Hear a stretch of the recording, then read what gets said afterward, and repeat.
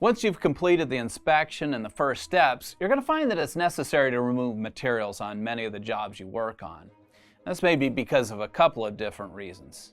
It may be that you need to remove some materials in order to facilitate drying, or materials may be damaged beyond repair and need to be removed and disposed of. Honestly, if I think back to the very first water damage I ever did, we were tearing out carpet and pad and drywall, and it's probably the part I love the most. It was super exciting throwing stuff away. It's like on some level it was right, and on some level it was wrong, but it was awesome on all levels. Now, I don't have quite as romantic a view of removing materials, but it's still part of the job. I guess once I figured out that it wasn't just trash the house, it seemed a lot more like work and less like fun. Now I want to do as little demo as possible. I insist with all of my guys that every time we touch a knife or a saw or a hammer, we all lose money. It's absolutely true. Every time you remove materials, you increase the amount of labor that's needed and decrease the amount of drying that's going to be done. You also increase construction costs and overall costs for the materially interested parties. In any case, controlled demo is part of almost every single project. We're going to talk about the decision-making process that we need to follow when deciding whether to remove materials, and then some basic procedures for removing those materials.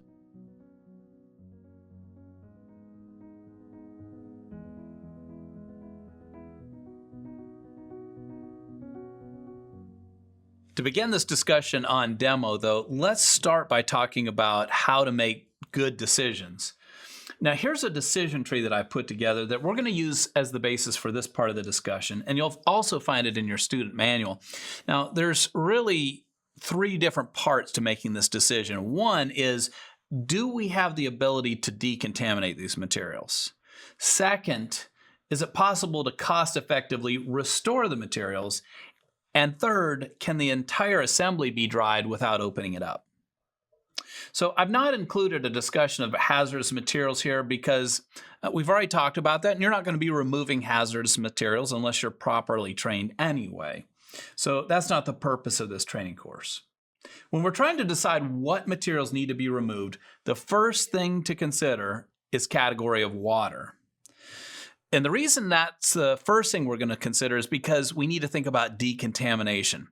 Some materials can be decontaminated, others cannot and would need to be removed for that reason.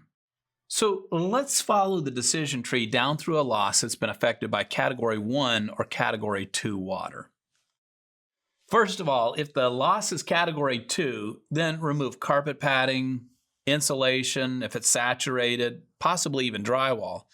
But after that, from a materials removal standpoint, most decisions on Category 2 can be very similar to Category 1. The next thing I want to know on any material is, can we restore it back to where it's going to be acceptable? Or is there a finish that could be replaced that will allow this to be acceptable to the customer? Take, for example, hardwood flooring. Some types of hardwood flooring, you could dry them, but they can't be repaired back to an acceptable appearance, so don't dry it.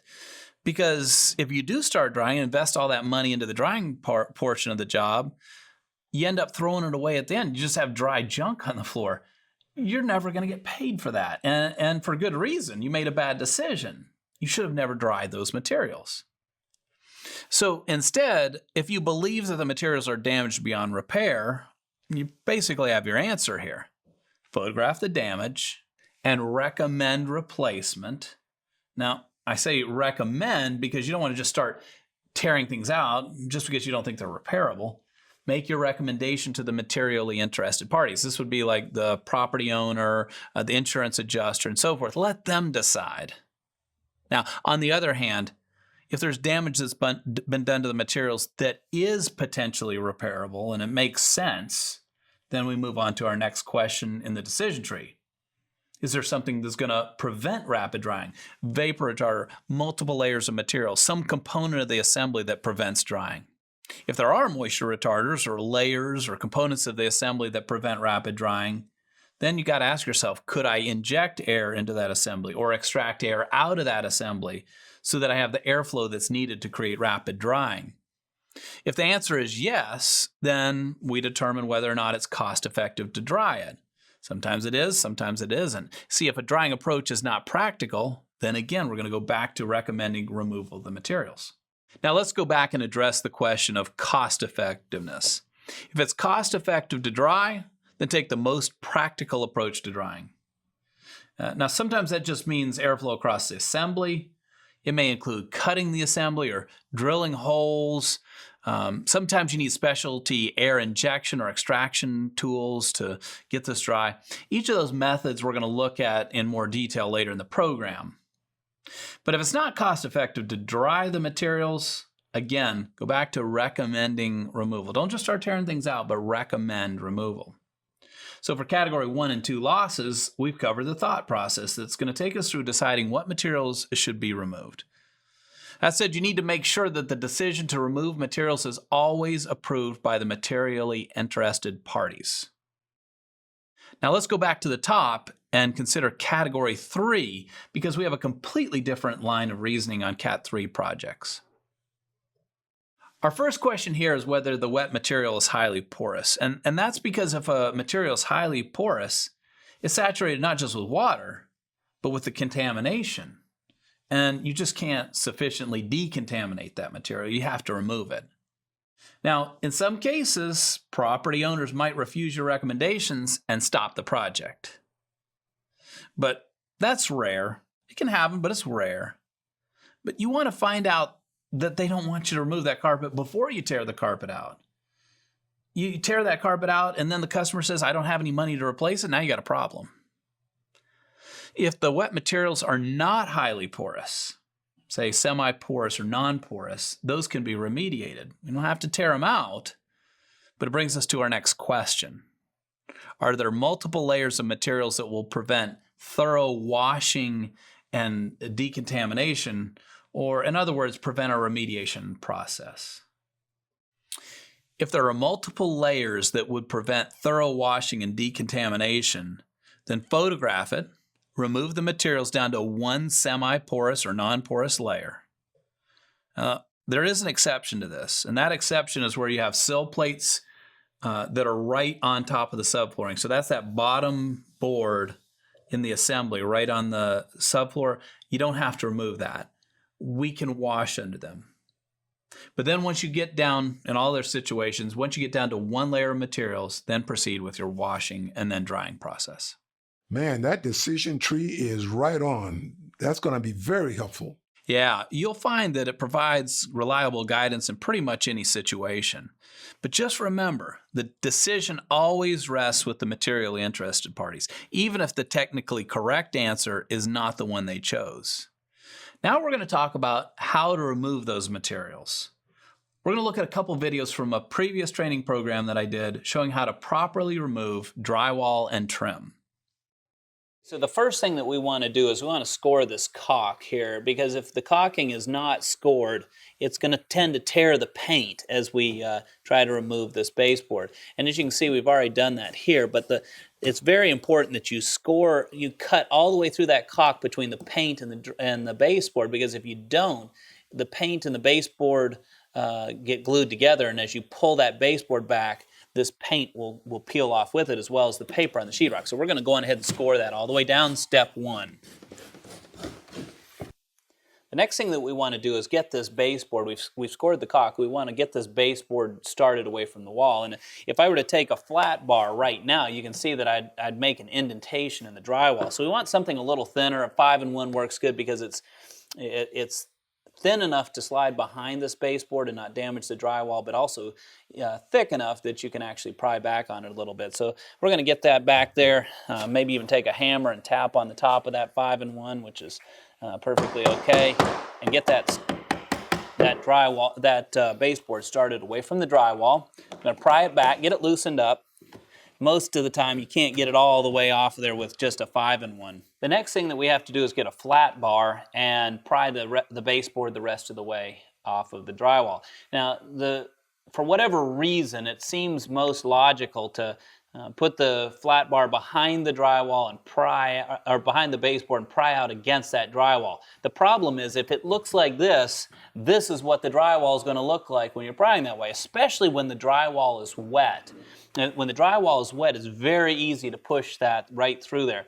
Even if there's a stud behind the drywall, you're going to make an indention in the drywall if you're prying against it. Now, the better way to do it is to take your flat bar and slide it in this way and get it down in there. You might even have to take a hammer and tap on the top of it, but get it all the way down to the bottom so that the bottom of that flat bar is, when you're prying away this direction, is pushing against the sill plate that's running down here.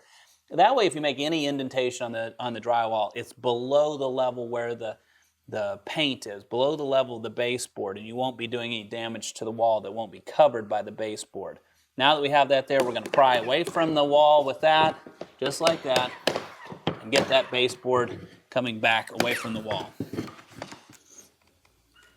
And once we have that loosened up, raise it up, pull it out of the corner, and we've got our baseboard off. Step 4 would be to make sure that you mark the baseboard in the wall so that this baseboard can go back in the same place that it was. That's in the case that you're going to be putting this back. Also, if there's a lot of pieces, you want to make sure that it can be laid right back out, and marking it with a number like this makes it very easy. The 5th and final step is to take out the nails. You leave those nails in place, somebody's going to step on it, somebody's going to get hurt. They got to be taken out anyway. Put safety first and go on ahead and take those out. And it's very simple. Just go on ahead and start putting those back through and take them out from the other side. When removing drywall, step 1 is to measure. Now, when we measure this, we want to make sure that we're thinking about putting this back in. Drywall should be a 1/2 inch off the floor, and you can see the hardwood is coming up to this, so my tape measure is dropping down to the subfloor. But the drywall should be a 1/2 inch off the floor. So any of our measurements are going to be whatever we're trying to cut plus a 1/2 inch. So in this case, our baseboard is running right about 4 1/4 inches. We're going to drop down to 3 1/2 inches and mark that right there.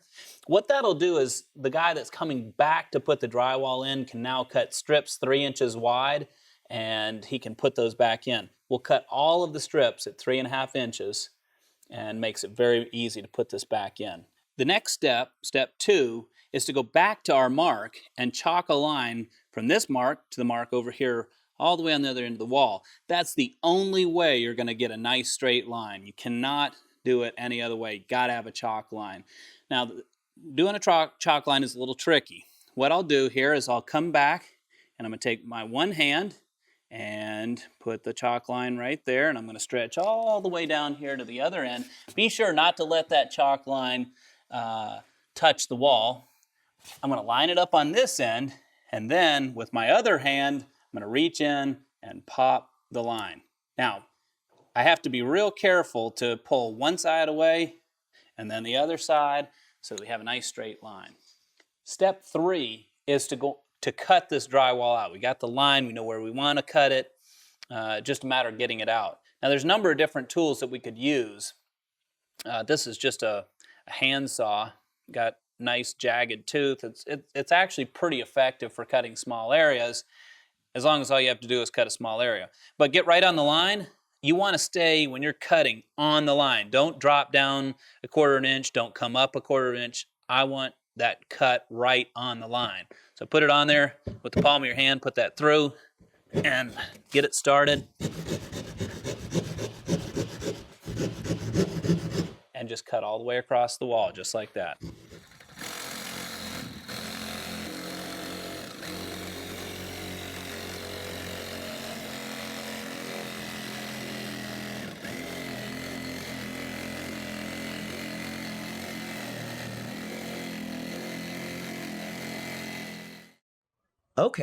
Okay, that makes sense. Explains a lot. I was punching holes in drywall and just making a mess. I was using that flat bar all wrong. I've never used a chalk line before, but I can't wait to use one of those saws. Yeah, and that's only one example of saws. There are a lot of different options. That just happens to be one of my preferred tools. Now, let's check in on one of our job sites and see proper material removal in progress. Here we see cutting the caulk so we can remove the baseboard. Cutting the caulk and then prying from below like he's doing here, not pushing the flat bar down first behind it, but second, and then prying away from the wall. All that's done to prevent damage to the paint and the drywall surfaces. And you'll see we've sped it up here so we can get more of this demo in a short period of time. But then after he gets this baseboard off, he's going to take and bend over the nails. All that's designed to make it safe and get it ready for moving. Here we see cutting drywall, and you'll note that that drywall was first. There's a chalk line on there, and he's cutting straight, and then, of course, clean up behind that. Looks so nice and professional when we start that. One other thing, you see here this casing, he first cut the caulking, and then instead of cutting the casing or taking the casing all the way off, he's going to go behind that casing and just pull it out enough to get the drywall out from behind it. Here we've got removing a cove base, and using a putty knife to remove this cove base makes it really work much better. And you'll see here now he's taking that knife and cutting off where the glue is stuck to the paper. But just make sure when you're removing that cove base that you don't tear the paint going up the wall, or else you'll see in just a minute what happens. But now with that open, we can look just inside the wall and we can do an inspection to see what we've got. Here again, another inspection place where we can look. Oh, do we have insulation? No, we do not. And we'll clean all that up because we want to make sure that we don't blow that dust everywhere. Use a HEPA vac to clean that up. Oop, there's a mistake. Somebody did not do the right thing with the cutting. And then finally, just re-emphasizing our cleanup efforts. That is controlled demo. One more thing I want to consider is the importance of mitigating the loss when we're thinking about removal of materials. Because often what you hear our work referred to is mitigation work. See, what does mitigation mean? In our industry, it refers to reducing the overall scope and cost of the loss, and we do that through a combination of cleaning, drying, and material removal. Something to consider. With few exceptions, every time you remove materials, you increase construction costs and decrease drying time. Now that's bad. That's bad for you, it's bad for the customer, it's bad for the insurer. Now I hear some guys saying they like to cut things out because it increases construction costs because they also do construction. But the fact is it rarely increases your profitability. And it's always the wrong way to think about it. It's bad reasoning. This is not an effort to change your decision from above. If you felt like you needed to remove materials from the decision tree above, that's fine. But we're talking about the thought of rapid drying. How important is it? For example, in most cases, it's better to dry some materials a couple days longer than it is to cut those materials out just to save a couple days of drying. See, that's good for everybody. You make more money for the drying work, the customer has less damage in their property, and the insurer pays less overall. And that's good decision making. I've been there. I remember all I used to think was cut everything out and dry fast. Seems like that was my primary goal, dry fast. Now I look back on that and wonder, what was I thinking? Yep, same here. And that's why I have to mention it. Think carefully about your decisions. Because once you start cutting out materials, you've set the course for the job. They have to go back in. Just a reminder, always discuss material removal with the property owner prior to removing them and make sure they agree with your decisions. And then when you do remove materials, keep it professional and clean up after yourself.